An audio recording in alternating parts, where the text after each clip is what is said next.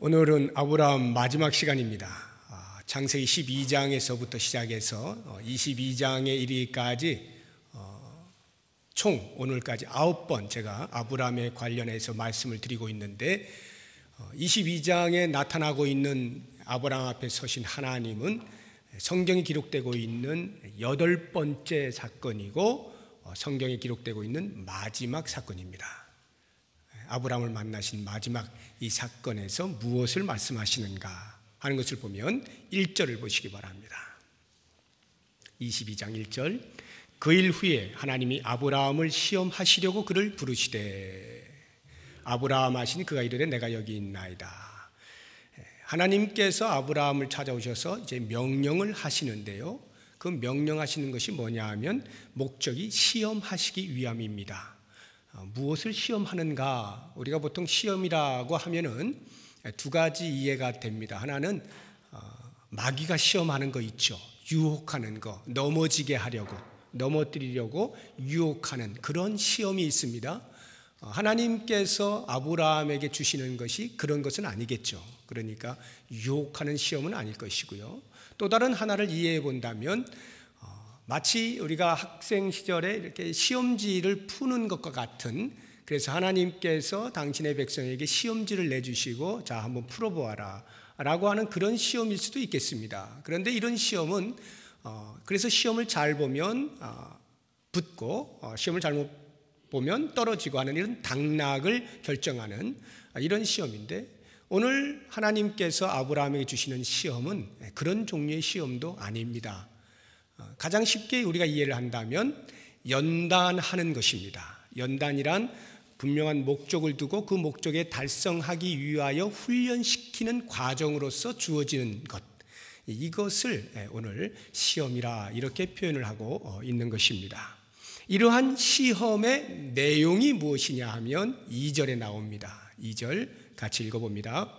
여호와께서 이르시되 내 아들 내 사랑하는 독자 이삭을 데리고 모리아 땅으로 가서 내가 내게 일러준 한 산 거기서 그를 번제로 드리라. 교회를 오래 다니신 분들은 이 말씀 듣자마자 무슨 이야기인 줄 알죠?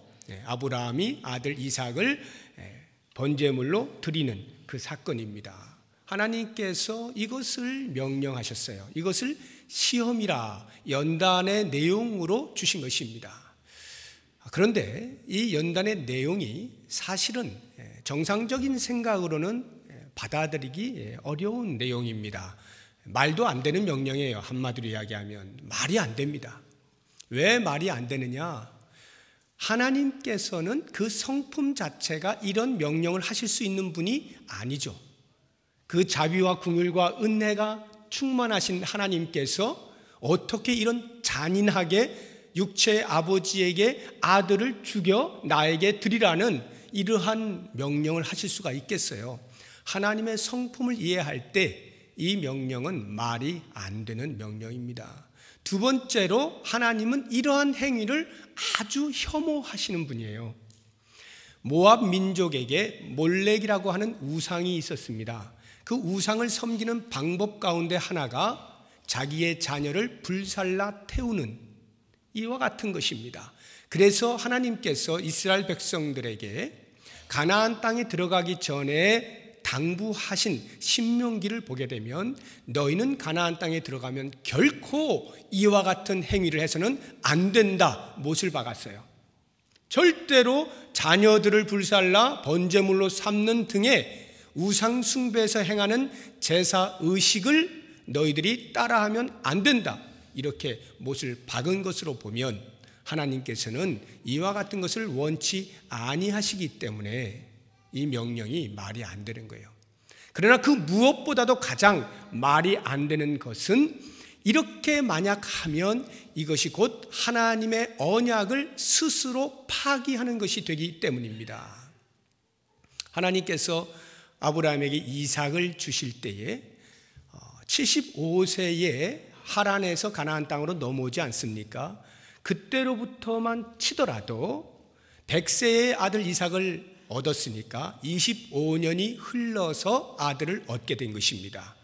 장장 25년 동안 숱한 일들이 일어났지만 하나님께서는 약속만 하셨지 정작 주시질 않았어요. 그런데 25년이 흐르니까 결국은 하나님께서 주시는데 그 시간에 성격이 인간으로서는 불가능한 상태에 있을 때, 더 이상 아이를 낳을 수 없는 상황 가운데 있을 때 그 불가능을 가능으로 바꾸어 주시면서 주신 것이 이삭 선물입니다. 그렇게 볼 때에 하나님께서 25년 전부터 약속을 하시고 아브라함아 내가 너 씨를 통하여서 큰 민족을 이루게 해줄게 라고 하는 그것을 25년이나 흘러서 성취의 그 첫걸음을 띄어내신 분이 다시 그 이삭을 나에게 바쳐라 라고 한다면 그 이삭을 통하여서 큰 민족을 이루어 주시겠다라고 하는 하나님의 언약은 어디로 가는 겁니까? 사라지고 말잖아요. 하나님 스스로가 언약을 하시고 그 언약을 깨버리시는 것이 되기 때문에 이것은 말이 안 되는 명령인 거예요. 그렇기 때문에 아브라함은 그때 당시에 하나님께 대하여 이와 같은 반응을 얼마든지 보일 수 있었습니다. 첫째는 하나님, 지금 하나님이 저에게 아들 이삭을 바치라고 말씀하셨나요? 혹시 잘못 말씀하신 거 아닙니까? 아니면 혹시 제가 잘못 알아들었나요? 제가 잘못 알아들은 거죠? 이렇게 반문을 얼마든지 해볼 수가 있겠습니다. 만약 그것이 아니라고 한다면 이 가슴에서 울분이 터져 나왔을 거예요. 지금 제가 설명드린 것처럼 이 말도 안 되는 명령을 하시는 하나님 앞에서 하나님, 이게 말이나 되는 소리입니까? 어떻게 저에게 이렇게 하실 수가 있습니까? 제가 완전히 포기해서 더 이상 희망 없어 할 때에 그 언약을 지키시겠다고 저에게 깜짝 놀랄 선물을 주시더니 지금은 다시 그것을 거두어 가신다고 하는 이것이 과연 무슨 변덕이란 말입니까? 하나님이 이렇게 이율배반적이었습니까? 표리가 부동하신 분이었습니까? 앞과 뒤가 안 맞는 분이었습니까? 겉과 속이 틀린 분이었습니까? 별 소리를 다해가면서 얼마든지 항거할 수 있는 상황입니다. 그런데 그렇게 하나님께 항거하면 조금 불경스러워서 만약 아브라함이 좀 절제하고 한다면 그렇게는 안 하더라도 이렇게는 할 것 같아요. 하나님, 정말 아들을 바쳐야 됩니까? 그러면 거기에 무엇인가 하나님의 뜻이 있을 텐데 제가 다른 걸로 바쳐드릴게요. 아들 못지않은 내 집, 내가 가지고 있는 소유 전부를 다 드릴게요. 하나님 그거 받으시고, 이거는 하나님이 약속하신 거잖아요. 그 약속 이루시려면 남겨두셔야죠. 이룰 수 있을 것 같아요. 다른 것으로 제안을 할 수 있을 것 같아요. 소돔과 고모라가 멸망할 것을 듣게 되어진 아브라함이 하나님과 협상 테이블에 앉아서 협상하잖아요. 50명, 45명, 40명, 10명까지 의인 10명 있으면 멸망 안 시키실 것이죠. 의인을 어떻게 악인과 함께 죽이실 수 있습니까? 이러면서 하나님과 협상을 벌였던 달변가였다라고 한다면 이 아브라함의 입장에서는 지금 자기의 아들 이삭을 바치라고 할 때에 단순한 아들 바치는 사건이 아닌 하나님의 언약이 깨어지는 그 사건 속에서 납득이 되지 않으니까 소돔과 고모라 성 때 했던 것처럼 그렇게 하나님 앞에 앉아서 협상을 벌일 수도 있을 거예요. 내 소유 다 드려도 안 됩니까? 정말 이삭이에요? 그러면 이삭 발을 하나 좀 부러뜨릴까요? 그 정도면 되겠습니까? 뭔가 이렇게 다른 방법을 제안을 할 수가 있었겠다 하는 생각을 해보는 것입니다. 그런데 창세기 22장을 아무리 눈 씻고 살펴보아도 아브라함이 그렇게 하고 있는 모습이 보이지가 않습니다. 오히려 아브라함은 한마디 말을 하지 않습니다. 전체 읽어보시면 아브라함이 말하는 게 몇 마디가 나와요. 하나님께서 부르실 때 네, 제가 여기 있습니다, 이렇게 대답하는 것하고 또 뭐 그 아들 이삭이 아버지 이렇게 부르니까 그래, 왜 그래, 이렇게 하는 것하고 그 나머지 아브라함이 자기의 이성으로 어떤 생각을 가지고 말한 것은 딱 두 마디입니다. 정확하게 22장 전체에서 그게 5절에 나오고 8절에 나오는데 한번 보시죠. 5절 같이 읽어봅니다.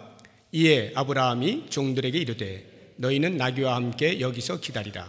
내가 아이와 함께 저기 가서 예배하고 우리가 너희에게로 돌아오리라 하고.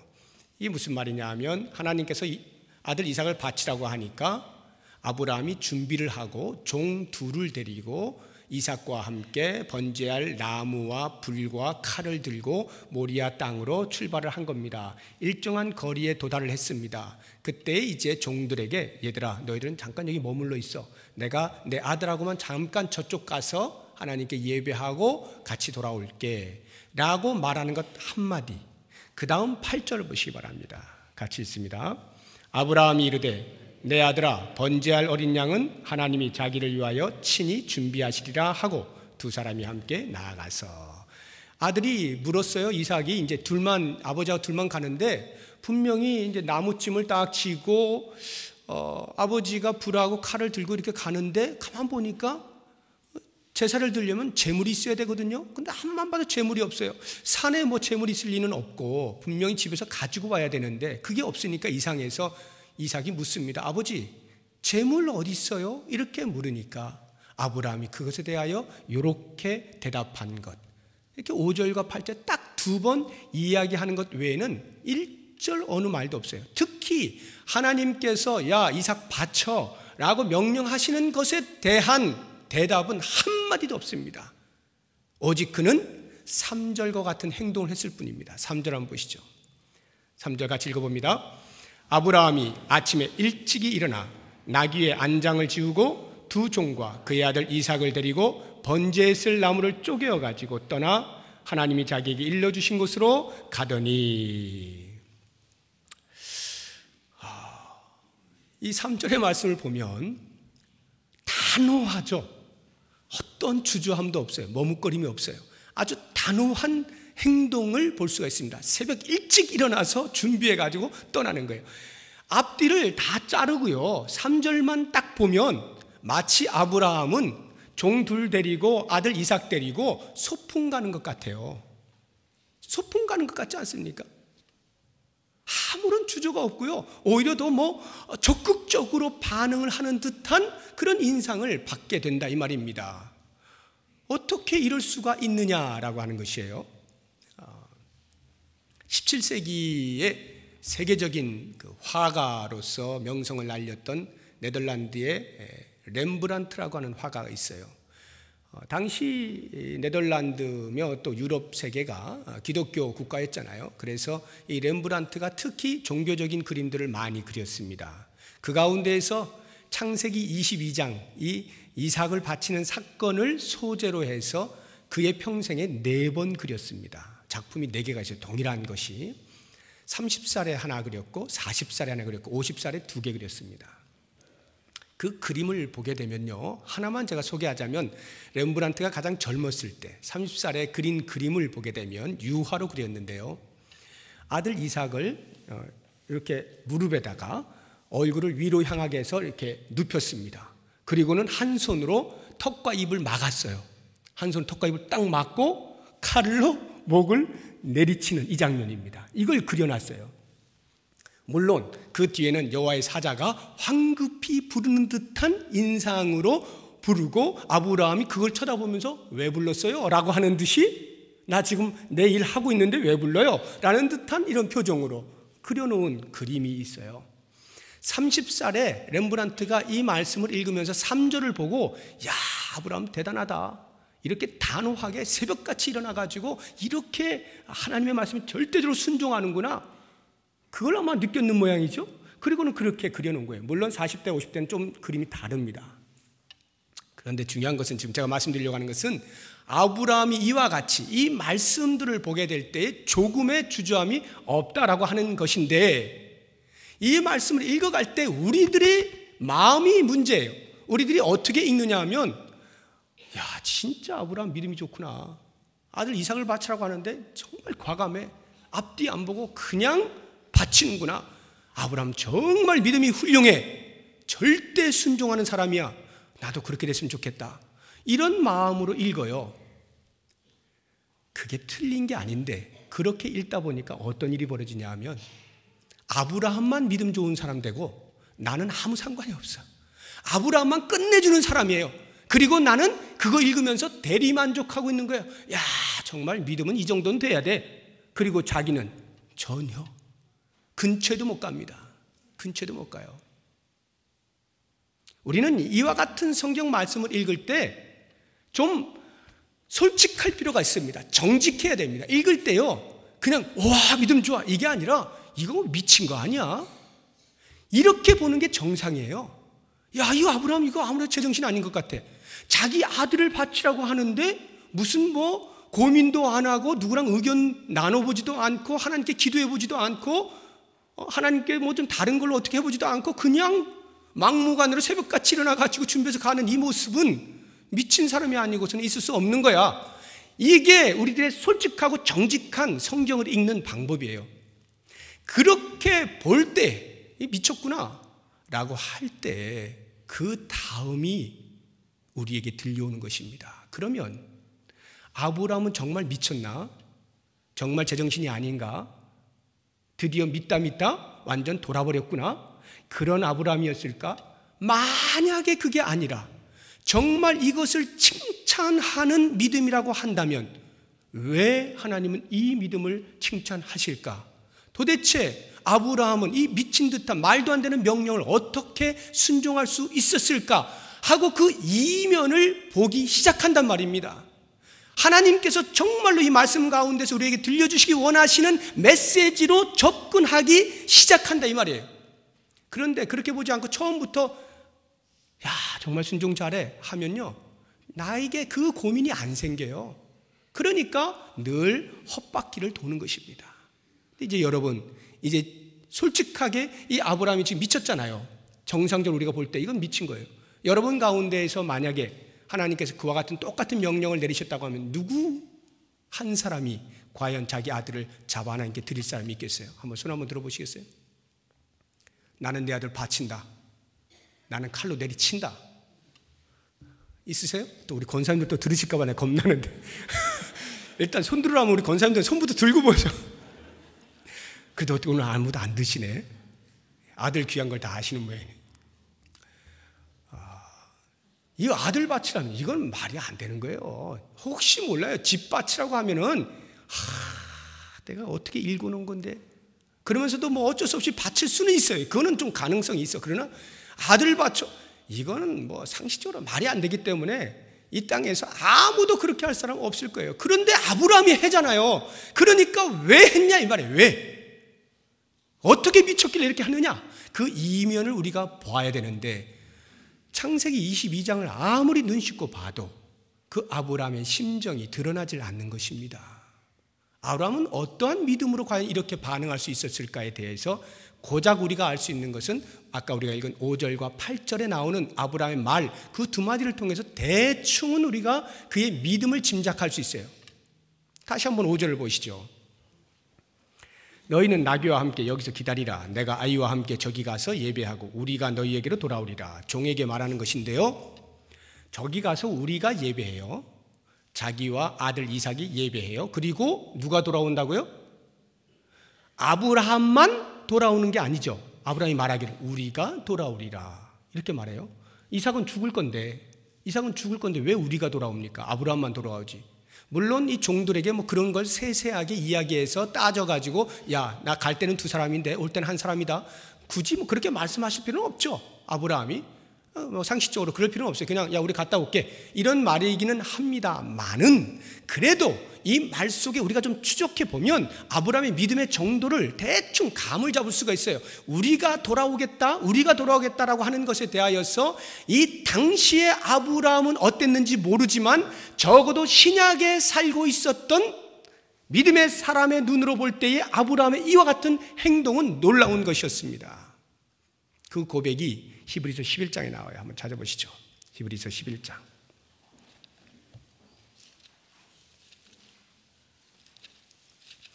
신약성경 366쪽. 신약성경 366쪽. 히브리서 11장 17절부터 19절까지.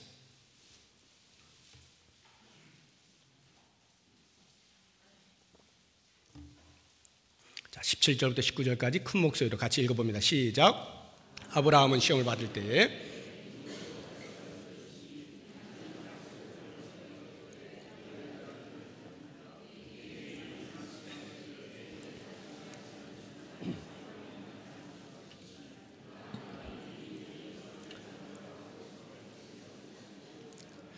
비유컨대 그를 죽은 자 가운데서 도로 받은 것이니라. 여기 지금 창세기 22장의 아브라함의 행동을 히브리 기자의 눈으로 보고 판단하여 기록하고 있지 않습니까? 아브라함은 시험을 받을 때에 믿음으로 이삭을 드렸으니 그는 약속들을 받은 자로 돼 그 외아들을 드렸느니라. 약속들을 받았다. 이 말은 이삭을 통하여 큰 민족을 이룬다라고 하는 그 약속들을 받았는데도 불구하고 외아들을 드렸다 이 말이에요.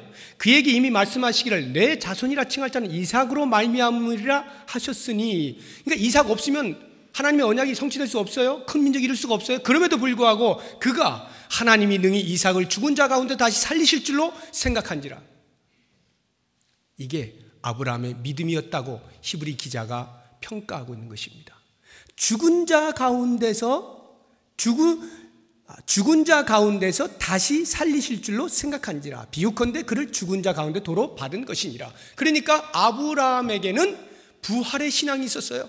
설령 내가 이삭을 죽이는 한이 있더라도 하나님께서 이삭을 다시 살리실 거야. 하나님의 언약을 성취하시려면 다시 살리시는 수밖에 더 있어?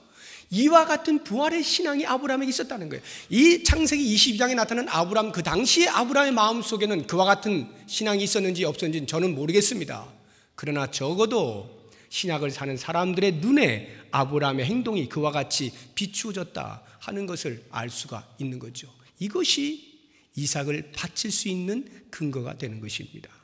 8절 한번 더 보시죠. 22장 8절 창세기. 이삭이 묻습니다. 번제할 어린 양이 어디 있습니까? 아브라함이 대답합니다. 내 아들아, 번제할 어린 양은 하나님이 자기를 위하여 친히 준비하시리라. 하나님이 자기를 위하여 친히 준비하시리라.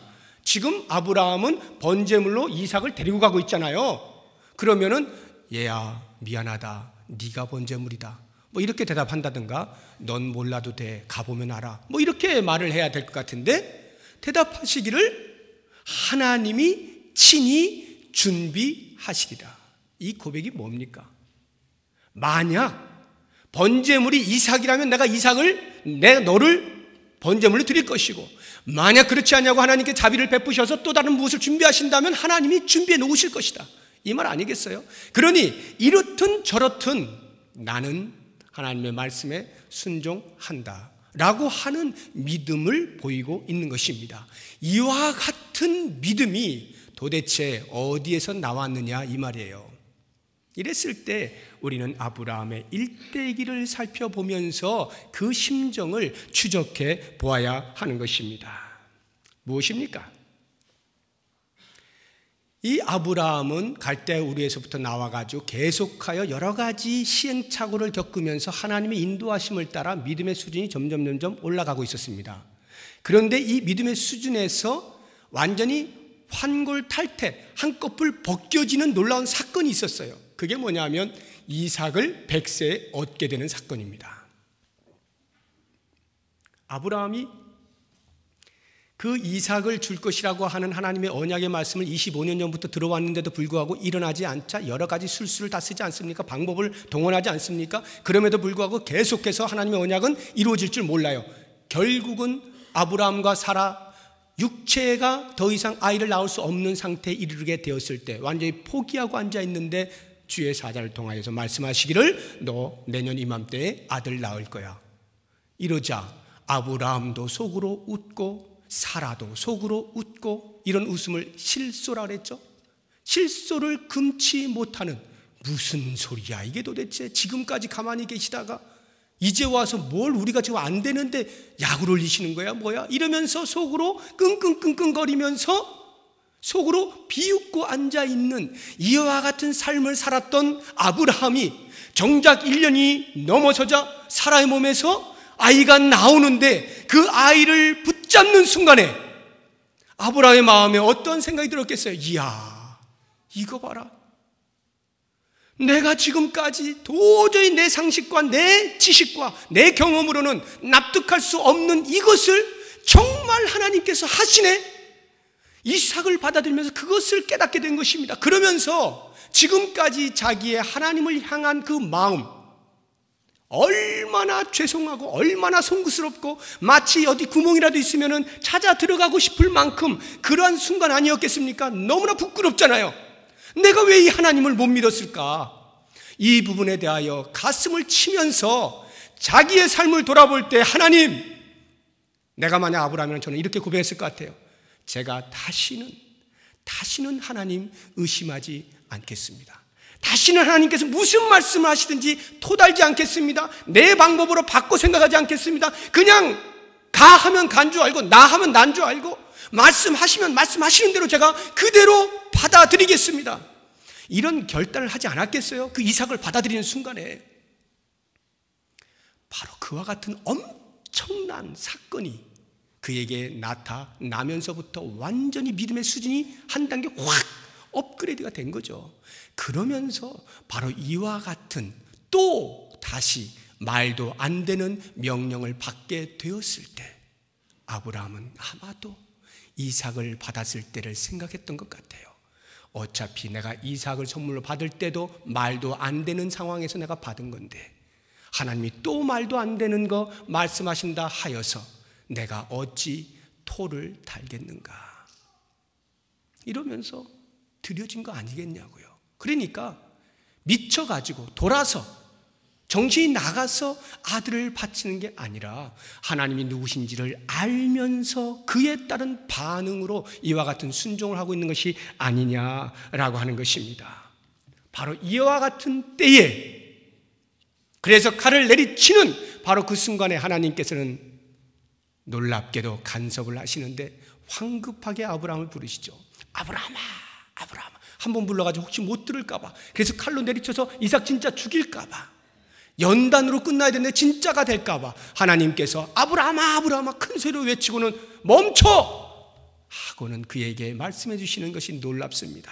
12절 보시기 바랍니다. 12절 같이 한번 읽어봅니다. 사자가 이르시되 그 아이에게 내 손을 대지 말라, 그에게 아무 일도 하지 말라. 내가 내 아들 내 독자까지도 내게 아끼지 아니하였으니 내가 이제야 내가 하나님을 경외하는 줄을 아노라. 이게 하나님의 아브라함을 향한 하나님의 고백이에요. 기쁨에 터져나오는 감탄사예요. 이제야 네가 나를 경외하는 것을 내가 정말 알겠구나. 이 말씀은요, 이렇게 오해하시면 안 돼요. 그동안은 그럼 모르셨다는 말인가? 아브라함은 그동안에 하나님을 경외하지 않았다는 말인가? 하나님이 그걸 모르고 계셨나? 그래서 야, 내가 이제 알겠어, 이런 말씀이 아니고, 그동안에 아브라함이 하나님께 대하여 보였던 믿음의 수준은 그 경외심이 설익었다, 이런 말이에요. 설익은 것이었다는 거예요. 그래서 자주 실패하고 넘어지고 하나님의 뜻을 거스르는 일들을 많이 했단 말이에요. 이게 설익은 경외심이었는데 이제 이 모습을 보니 네가 드디어 그 경외심이 농도가 짙어졌구나, 농 익었구나, 제대로 열매를 맺히고 있구나, 이렇게 감탄하고 계시는 말씀인 것입니다. 우리는 바로 여기에서 하나님께서 왜 아브라함에게 이와 같은 말도 안 되는 명령을 내리셨는지에 대한 그 목적을 드디어 이해하기 시작하는 것입니다. 무엇입니까? 하나님께서 구원을 시작하셨어요. 아브라함을 통하여 구원을 시작하셨어요. 시작하신 하나님께서 마치 원석을 캐내어 내팽개치고 네가 알아서 이제부터는 네가 알아서 반짝거려라, 이렇게 하시는 것이 아니라 그 원석을 계속해서 깎고 다듬고 손을 만지시면서 계속해서 반짝반짝 빛나게 해서 결국에는 보석으로 등장할 수 있는 그 수준에까지 하나님께서 계속하여 그 구원을 간섭하시고 이루어 가신다, 이거예요. 아브라함의 일대기를 통하여 우리가 보는 것은 바로 이것입니다. 우리의 눈으로 볼 때는 아브라함은 아들을 바치는 미친 신자, 광신자였지만 하나님이 보실 때에는 빛같이 반짝 빛나는 빛광자의 광신자였던 것입니다. 드디어 네가 광신자가 되는구나. 이것은 하나님께서 구원을 시작하실 때부터 그와 같은 반짝반짝 해같이 빛나는 신자의 자리에까지 오르도록 계획하시고 진행하시는 것을 우리에게 아브라함을 통해 보여주고 계시는 것입니다. 바로 이와 같은 하나님의 수고와 하나님의 열심과 하나님의 계획의 성취가 아브라함으로 하여금 여호와 이레를 경험하게 만드는 것입니다. 하나님께서 그렇게 계획하시고 결국에 그 수준에까지 도달했을 때에 아브라함은 여호와 이레 하나님이 준비하시는 그 은혜를 경험하게 됩니다. 여러분, 아브라함에게 이삭보다 더 중요한 사람이 누가 있었어요? 이삭보다 더 중요한 것이 뭐가 있었겠어요?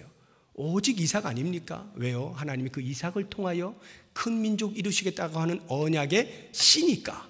가장 중요한 거예요. 나에게 있어서 가장 중요한 거예요. 그것은 하나님 편에서도 가장 중요한 인물이에요. 그런데 하나님께서 그것을 내놓으라고 말씀하실 때 만약에 아브라함이 항거하거나 변명하거나 핑계를 대거나 다른 방법들을 제시했다고 한다면 이런 반짝반짝 빛나는 신자의 자리, 광신자의 자리에 이룰 수 없었을 거예요. 그런데 그가 그 조그마한 순종 하나 하는데 하나님께서 예비해 놓으시는 은혜를 그에게 보여주시지 않습니까? 순양이 뒤수풀에 딱 걸려 있는 거예요.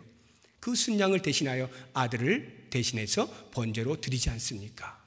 사랑하는 여러분, 우리가 여호와 이레의 하나님, 나를 위하여 준비하시는 하나님을 경험하려고 한다면 내가 붙잡고 있는 것을 놔야 돼요. 내가 붙잡고 있는 이 이삭을 내리치겠다라고 작정할 때 비로소 하나님은 눈을 열어서 순양을 보게 만드시는 거예요. 만약에 그것이 되어지지 아니하면 아무리 주변에 순양이 많이 있어도 결코 보이지 않습니다. 하나님께서 예비해 놓으신 것, 내 욕심을 붙들고 앉아있는 한에 있어서는 결코 만날 수가 없어요. 볼 수가 없어요. 경험할 수가 없는 것입니다. 그런데 내 것을 내려놓는 순간에 하나님이 요청하시는 것을 겸손히 수용하여 내려놓는 순간, 그 순간 드디어 하나님께서 더하시는 은혜를 경험하게 되는 거예요. 그래서 예수님께서 동일한 말씀을 하시잖아요. 마태복음 6장 33절에 너희는 먼저 그의 나라와 그의 의를 구하라. 그리하면 이 모든 것을 너희에게 더하시리라. 이 모든 것을 더하시는 은혜를 경험하는 것은 그의 나라와 그의 의를 구할 때입니다. 그것은 이것이 전제 조건이어서가 아니라 그와 같이 나를 비울 때, 하나님의 뜻을 신실하게 좇을 때 비로소 눈이 열린다 이 말이에요. 하나님께서 베푸시는 은혜가 보이게 되면서, 야, 나를 위하여 다 준비해 놓으신 것을 내가 왜 벌벌벌 떨고 앉아 있었는가? 내가 왜 그 준비되어진 것을 놓고 붙잡으려고 애를 쓰고 이렇게 하고 있었는가? 하는 것을 경험하게 된다 이런 말입니다. 사랑하는 성도 여러분, 정말 여호와 이레의 하나님을 경험하고 싶으십니까?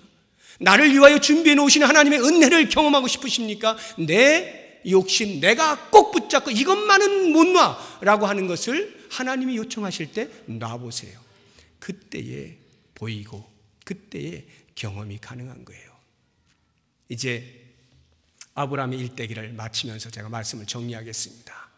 9번을 걸쳐 제가 아브라함에 대한 이야기를 나누었는데 다시 한번 잘 보시기 바랍니다. 하나님께서 아브라함을 구원하시는 처음부터 이 신앙의 성숙이 있기까지의 모든 과정을 볼 때 하나님이 요청하시는 것들이 여러 가지가 있어요. 제일 처음에 내 아비 친척 집을 떠나라 하는 것입니다. 물론 이것은 하나님께서 하시는 일이에요.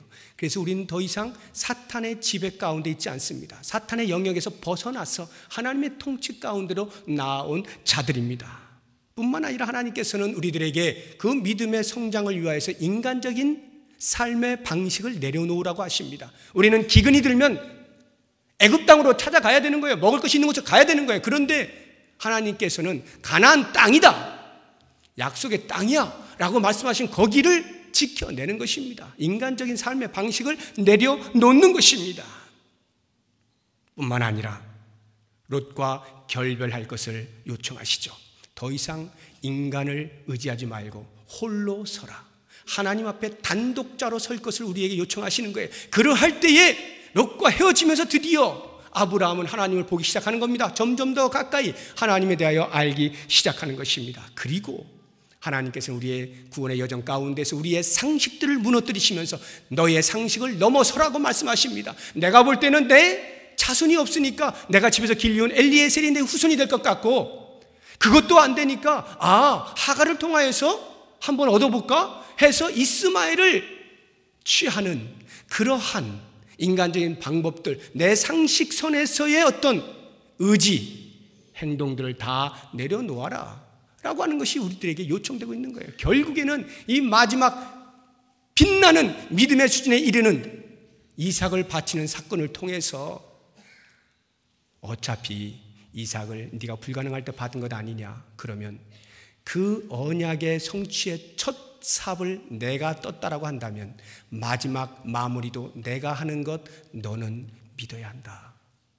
이런 차원에서 언약을 파기하는 것만 같은 이삭 바치는 사건에조차도 순종하게 되어질 때 하나님께서는 여호와 이레로 그에게 나타나시고 미친 신자가 아니라 해같이 빛나는 광신자로 아브라함을 세우시는 거예요. 그래서 오늘날 우리들에게 그 아브라함의 믿음을 보고 야, 정말 대단한 사람이야, 정말 어떻게 저런 순간에 순종할 수 있었어? 라는 칭찬을 듣게 하시기까지 우리 하나님께서는 끊임없이 고집스럽게 집요하게 우리의 믿음을 그 수준에까지 인도하시는 거예요. 사랑하는 여러분, 내가 하나님의 은혜로 구원을 받아서 신앙의 여정을 지금 걷고 있지 않습니까? 각각 사람마다 신앙의 수준은 다를 거예요. 어느 자리에 있든지 마침내 하나님께서 나를 해같이 빛나는 광신자의 자리에 이르기까지 끝까지 인도하시는 이 사실을 기억하면서 포기하지 마시고 좌절하지 마시고 지쳐 쓰러지지 마시고 함께 하시는 하나님을 바라보면서 내가 할 수 있는 아주 작은 일 순종하는 것. 하나님 가라 하시면 가고 서라 하시면 서는 이 작은 순종을 통하여 하나님께서 우리를 어떻게 빛나게 하시는지 볼 수 있는 놀라운 은혜가 우리 모두에게 있기를 주의 이름으로 축복합니다. 기도하겠습니다.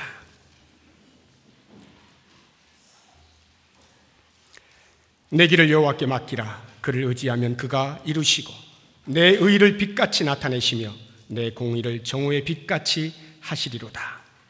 하나님 아버지, 우리의 삶을 여호와 앞에 전적으로 맡기고 의지할 때 우리를 빛나게 해주시겠다고 약속하신 말씀을 붙잡습니다. 아브라함의 일생을 살펴보면서 우리가 마침내는 하나님의 열심을 따라 그 자리에 이루고야 말 것을 보았습니다. 오 주님, 원하옵나니 지금 내가 어느 수준에 있든지 해같이 빛날 나의 믿음을 생각하며 그렇게 만들어 가실 하나님 앞에 순종하며 영광을 돌려드릴 수 있는 복된 삶이 되게 하여 주시옵소서. 예수 그리스도의 이름으로 기도드립니다. 아멘.